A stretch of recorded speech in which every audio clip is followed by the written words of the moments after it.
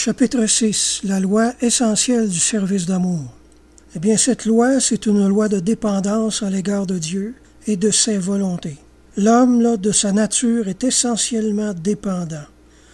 Il est tel par le fait de sa création.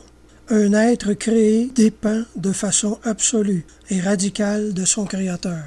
Il n'a aucun droit devant Dieu, c'est Dieu qui les a tous. Et il est impuissant à prolonger d'une seule minute la durée de sa vie mortelle. Il ne fixera pas davantage le moment précis de sa mort.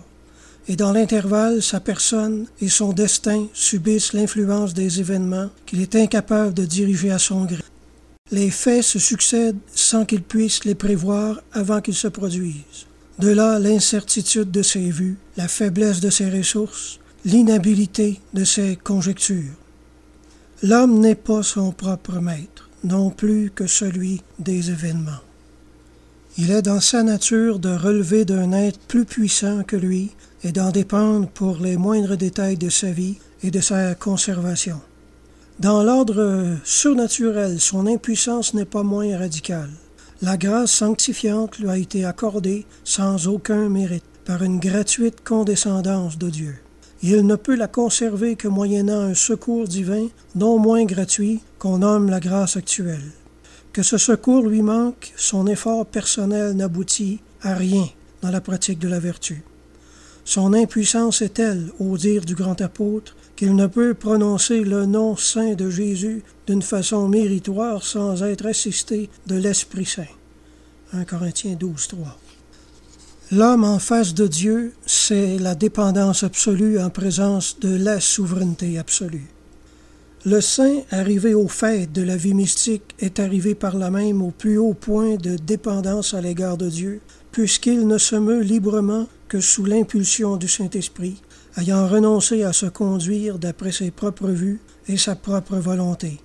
Il pratique le saint abandon, qui est, au dire de saint Bernard, la dernière perfection de l'amour.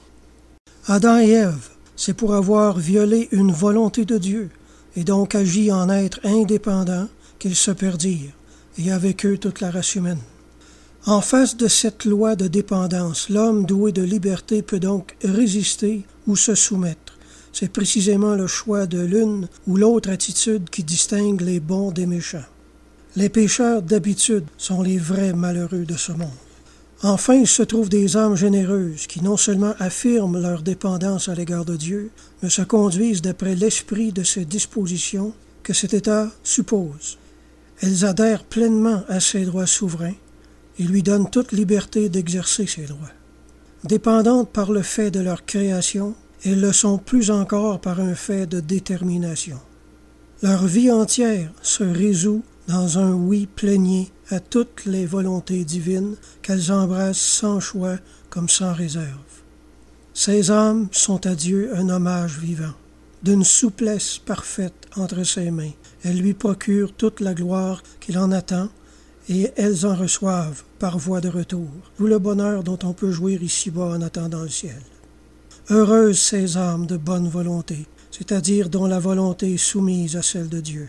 Elles ont compris l'amour, elles croient à l'amour. On rencontre des âmes faisant profession de piété, apparemment désireuses de progrès spirituel et qui ne font pas plus état de la volonté divine que d'un nuage passant au-dessus de leur tête. Alphonse de Liguori a dit « Elles veulent se sanctifier, mais à leur manière. Elles veulent aimer Jésus-Christ, mais en suivant leur inclination. » c'est-à-dire sans renoncer à leur amusement, à la vanité de leurs habits, aux délices de table, etc. Elles aiment Dieu, mais si elles ne viennent pas à bout d'obtenir tel emploi, elles vivent dans l'inquiétude. Si on touche à leur réputation, elles s'irritent. Si elles ne guérissent point de telle maladie, elles perdent la patience. Elles n'ont pas la liberté d'esprit, mais sont esclaves de l'amour-propre. C'est pourquoi elles ont peu de mérite, car le joug de Jésus-Christ leur devient pesant. Rien ne monte de ces âmes vers Dieu comme il faudrait. Rien ne descend du ciel vers ces âmes comme Dieu le voudrait. Il y a quelque chose qui encombre la voie. On n'a pas compris ou voulu comprendre que le premier don à offrir au Seigneur, c'est le don de soi. L'auteur de l'imitation de Jésus-Christ met les paroles suivantes sur les lèvres de Jésus, s'adressant à son disciple. « Que demandai-je de vous, sinon que vous vous abandonniez à moi sans réserve? Tout ce que vous me donnez hors de vous ne m'est rien, parce que c'est vous que je veux, et non pas vos dons. Supprimez la volonté propre et l'amour propre, disait le Seigneur à Sainte Catherine de Sienne, et vous supprimerez cet enfer que la perpétuelle agitation d'esprit et les tempêtes des inquiétudes font souffrir à beaucoup en cette vie. En matière d'amour, il est très important de ne pas se méprendre et de savoir discerner l'or pur de l'alliage ou du cuivre. On a bien de la peine à faire comprendre aux débutants que l'amour de Dieu est une affaire de volonté et non de sensibilité. Ils veulent sentir quelque chose pour bien s'assurer de leur amour. Et Bossuet a écrit « C'est le vrai et parfait exercice de l'amour, de conformer sa volonté à celle de Dieu. » Alors les sentiments ne sont pas toujours présents. Il ne faut pas s'en alarmer ni baser notre amour sur ces sentiments-là. Les saints, s'ils ont fait des miracles, accompli de grandes choses, multiplié les mortifications à un degré qui nous étonne, ce n'était que pour exécuter un dessein particulier de Dieu sur leur âme. Ils ont simplement correspondu à la grâce qui les sollicitait. Les saints ne choisissent pas leur voie. Ils suivent celle que leur trace la providence. Voulez-vous savoir ce que vaut votre amour? Mettez-le en face d'une volonté divine qui contrarie sensiblement la vôtre. Voilà le test infaillible. Il nous est donné par notre Seigneur lui-même. Celui qui a mes commandements et qui les garde, c'est celui-là qui m'aime. Si vous m'aimez, gardez mes commandements. Si quelqu'un m'aime, il gardera ma parole.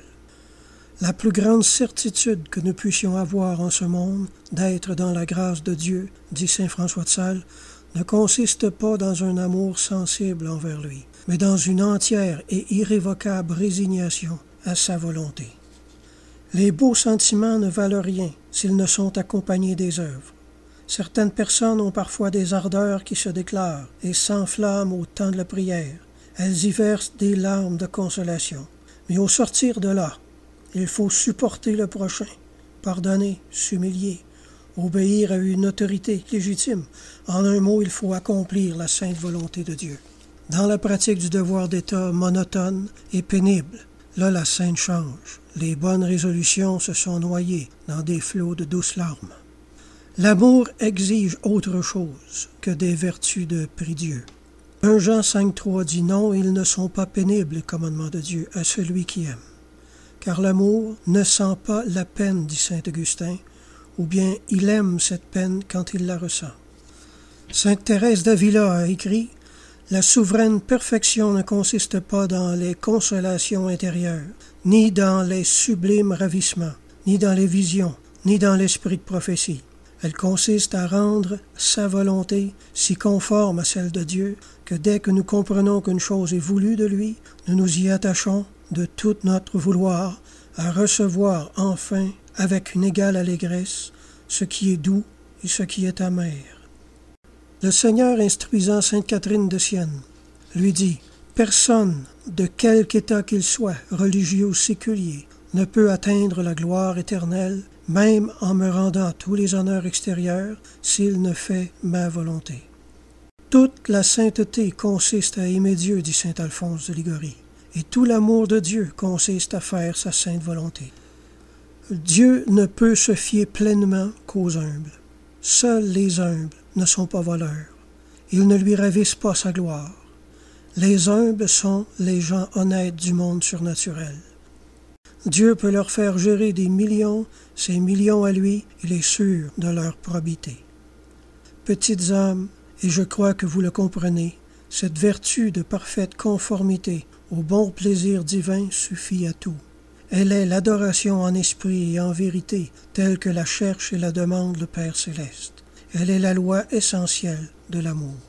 Sainte Thérèse d'Avila a écrit bien souvent « La chose la plus raisonnable devient folie à nos yeux parce que nous n'avons pas envie de la faire. » Oh, laissons-nous couler à fond dans ce bienheureux abîme de la volonté de Dieu, devant un sacrifice, une contrariété, une injustice des hommes, un appel de l'obéissance. Figurons-nous entendre Jésus lui-même qui nous dit « M'aimes-tu » ? Vous m'invitez à tendre à ce sommet, mais je ne suis pas sans comprendre que l'ascension à fournir suppose des détachements, réclame des amputations douloureuses et des sacrifices d'amour-propre. Il s'agit de bien autre chose que de prononcer par routine et sans conviction des formules de prière ou d'offrande. C'est donc dans un monde nouveau que je vais entrer, un monde dont vous serez désormais, Seigneur, le centre unique. Auparavant, je pensais à moi, je rapportais tout à moi. À l'avenir, je devrais penser à vous, chercher à vous contenter et à vous plaire avant de me contenter moi-même et de suivre les impulsions de ma mauvaise nature. C'est une entreprise formidable. Mon doux Jésus, cette tâche me fait peur. Je crains ne pouvoir y tenir longtemps, mais je compte sur vous. La persévérance me deviendra facile par le miracle de l'amour. Votre sainte volonté, ô mon Père du ciel, va devenir la grande idée dominante de ma vie. Elle sera ma passion, mon culte, mon bonheur, ma sécurité et ma paix. Je sais donc maintenant d'où il faut partir pour aller à vous. Amen.